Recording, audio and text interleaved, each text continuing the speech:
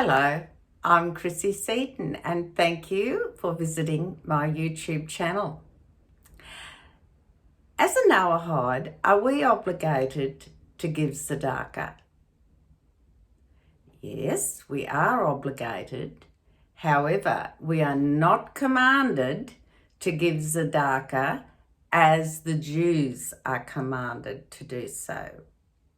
Now, the Jews are commanded to the value of about 10% of their income if they can afford it. We don't have an actual percentage placed on what we are obligated to give in the matter of Tzedakah. Now, Tzedakah is a beautiful word because it means many things, and I've just put here over my shoulder, Tzedakah is about kindness. It's about giving in relation to what we as Noahides should be focusing upon. So in this video, I'm just going to talk a little bit about it and give you some ideas to take away and think about and maybe instigate in your community. So Tzedakah is a two-way street. And so the person who you are giving Tzedakah to, be it a monetary assistance or an act of kindness or giving in another way in kindness, like mowing the neighbour's lawn or taking them for a doctor's appointment. Perhaps they don't have family, so you drive them out to visit some friends or something. There are many, many things that come under the technical title of Tzedakah. And those things don't necessarily require you to physically hand over money. However, there are occasions when we are obligated to do that. So let's discuss this a little bit. So we are to be kind and charitable and neighbourly to those around us. And my favourite saying is, begin in the street where you live, in your small community, be it a town or a rural community like I live in. So that's the beginning. And it says in your mind, look, there's a need for that there. So-and-so needs some assistance there. And then how best to deliver that assistance? Is it requiring me to cook them a meal once a week or drive them to the supermarket to get their shopping or take them on a doctor's appointment or whatever the case may be? What am I best suited to do? What's my position that I'm able to contribute to this person in my community or group of people in my community? So don't focus on the physical amount as the acts of what you're doing. So when you are committed to Tzedakah, it's not so much about the amount that you are doing, be it monetary or in kind, in other ways. It's about your voluntary act to do that, to give Tzedakah. So you're making a conscious decision, I'm going to do this, I'm going to do that, and you follow through with it. So the two-way street is you are benefiting the recipient of your Tzedakah, be it act or money or what have you. But also it earns you merit in the eyes of God because you have voluntarily decided to do that. You've carried out that act, whatever it is. So it's a two-way action. So in other words, the more you give, the more you receive back. And sometimes people don't see it that way. But let me tell you, you do hear some marvellous, marvellous stories about people who have probably not been in any means wealthy or anything like that, but they've done an act of kindness, something, be it money or a physical action. And the next thing you know, they've received some sort of blessing, some unexpected thing has happened, and they think, oh, and often they don't connect the two. Now, but there are people and there are stories out there that would blow the hair off your head if you heard them. So it's not about the amount or even the amount of time. It's about the act that you consciously made to be kind and giving to someone in your community. Okay. Now, I was told once by a rabbi, and I love this, we were saying, there's a saying in Israel, a shekel a day, and pray, so give a shekel, which is roughly around 50 cents Australian. So about 50 cents is roughly equivalent to a shekel in Israel. And they say that, if you make a conscious effort to give that shekel a day to something or someone, that's a wonderful thing to do. A shekel a day keeps someone from being hungry, keeps someone warm, it contributes to something. So what you're contributing is also culminating with what others are giving as well. So when you think about it, a shekel a day, if you did that every day, that's what, $3.50 Australian. Now, I know people will say, I can't afford that. But on the other hand, how much do you pay for a latte coffee made on, soybean milk or whatever? I mean, $7, $8 or whatever. And some people think nothing of having 2 or 3 of those a day as they go past the coffee barista or whatever they call them. Everything's in perspective. And you could say, you know what, if I only had 2 lattes today, I could be giving that shekel a day. It's a conscious act you make to not necessarily even give up something that you want, but it's that motion of, I'm going to make a commitment, I'm going to do this. Now, I'm not saying everyone has to give a shekel a day. Please don't hold me to that. But it's a lovely saying. And I think the habit we need to get into is putting a coin in a tin or something and saying, every day I'm going to make a small contribution. But just put that little bit in every day, and at the end of the month, do something with it, Give it in a wise and kind way. So just recapping, it's not so much the amount of money or time, it's that action of doing it, but doing it with a loving heart, doing it with a kind way, not to embarrass other people or anything like that. So it's the humility of, I want to do this. This is God's child here. These children are God's children. So you're wanting to give and to care and to be kind to God's people. And not only people, I mean, there's animals and animal refuges and things like that where people rehome and rehouse. I just talked, I think about a week or so ago about rescuing animals and giving them a home and helping provide for them, etc. So there's a whole plethora of avenues out there for you to become involved with in your community or in the street where you live. So I'm going to just give you a couple of ideas about initiatives that you can undertake and I know have been successful in some communities. And these are things that you, yes, just you by yourself can start it. It only takes one person to say, hey, I've got an idea. And next thing, other people say, you know what, I could do that. I could help towards that. So don't start thinking don't get too grandiose in your idea. Just start with a small coin a day, what you can afford.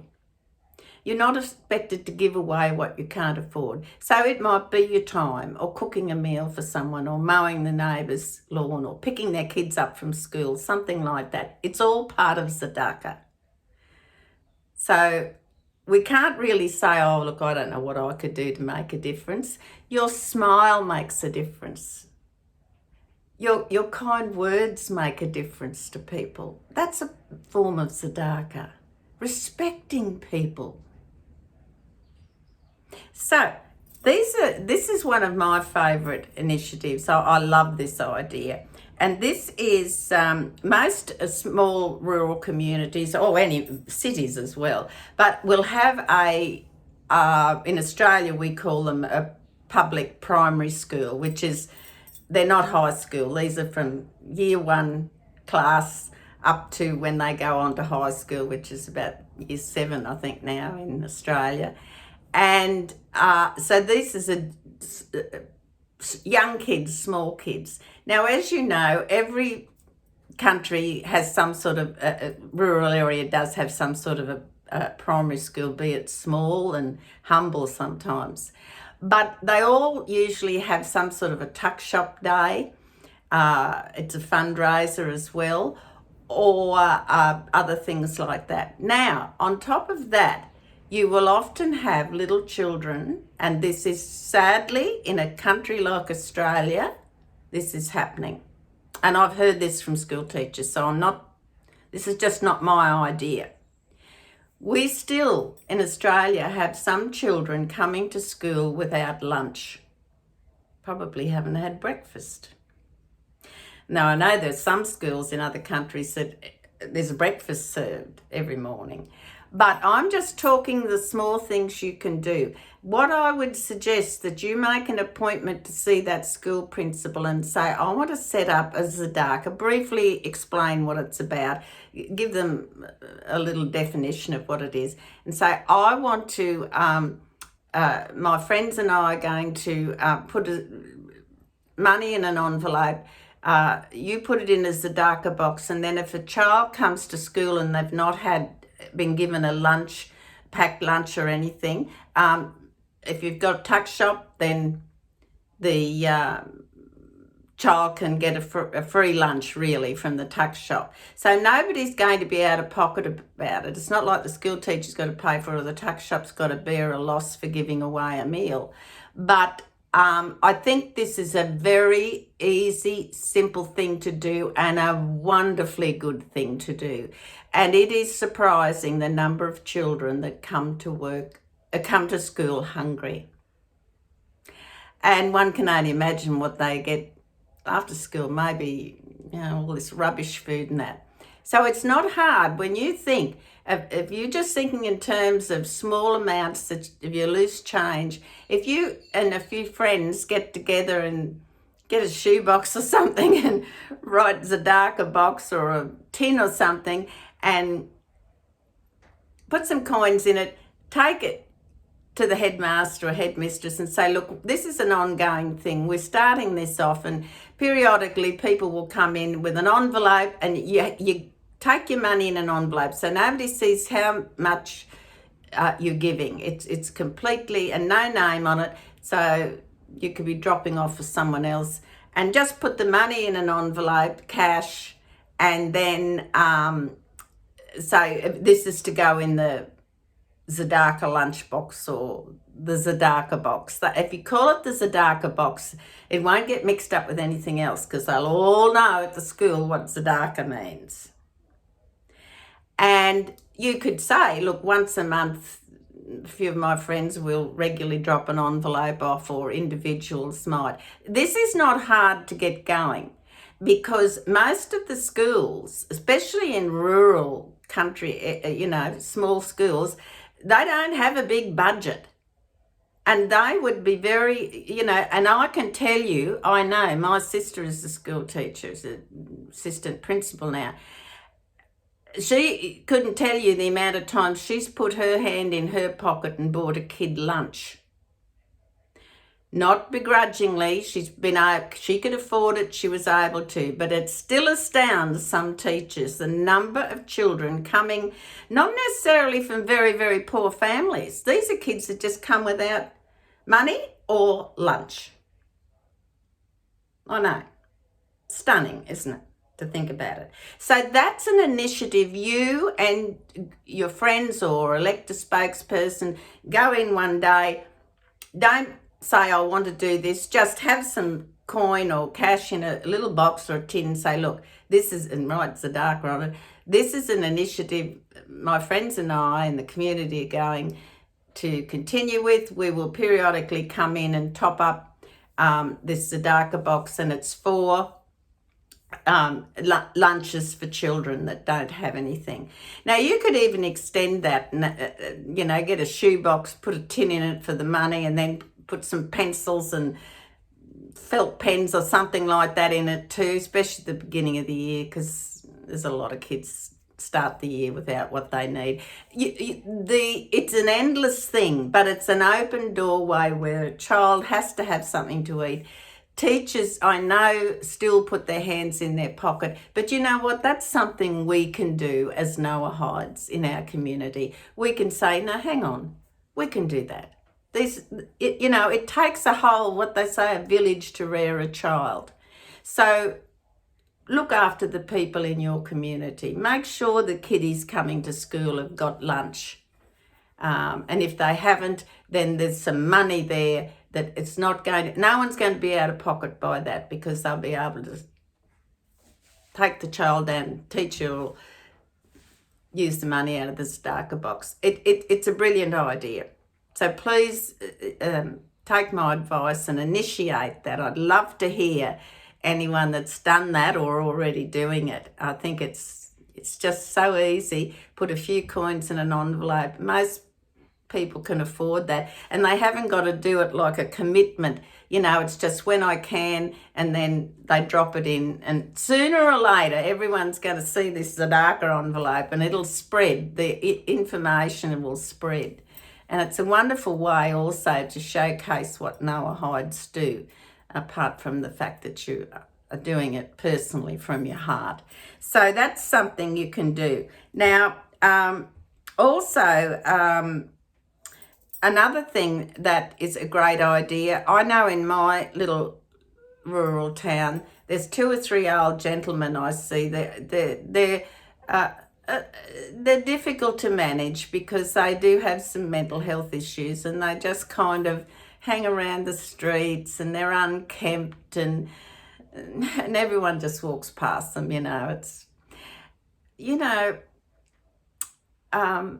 Why not go to your local barber or hairdresser and do a thing there? Have a Tzedakah envelope, with $25. Say, what's an average shampoo, haircut and a shave for a man, an old man or something, and they'll give you a rough idea, and then you can do that and say, look, here, we don't want you to be out of pocket by it, but next time you see Mr. So-and-so out there, don't you come in, you'll give him a free haircut and a shave and that. And, these are things that people don't often think about, but it's about dignity too.